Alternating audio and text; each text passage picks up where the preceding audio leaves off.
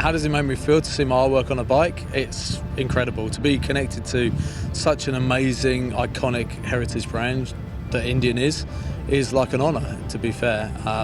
You know, I've been involved in motorcycles since I was a kid, so to be actually part of that history and in part of that timeline that I am with Indian is absolutely incredible.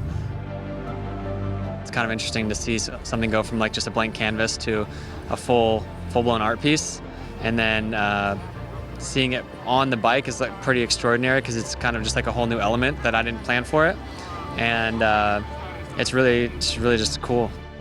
I hope I get to see them around town. I hope people in LA buy them so I can see them. But yeah, I don't know. It's a very unique opportunity. So I'm very stoked about it.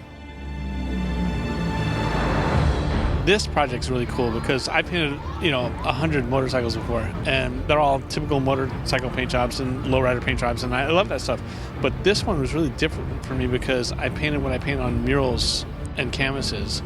So I wanted this bike to be like a painting, and I was a little nervous about it. But when I saw it on the bike, it looked really cool, so I'm stoked. It's so exciting to see the art actually put onto the tank covers and how they form around the body of the bike. So as it's cruising down the road, you might get a flash of the skeleton head, or on the other side you might get a flash of the phoenix head coming down. And that was really the idea, is that it's supposed to look cool and fast when it's being ridden.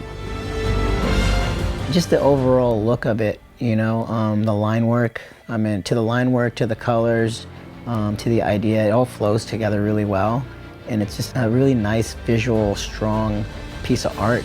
This is a new thing for a motorcycle company to offer that to their buyers, so I think it's rad that Indian kind of goes on a limb and does things kind of out of the ordinary to affect the market and give the people something that's creative and what no other brand's doing.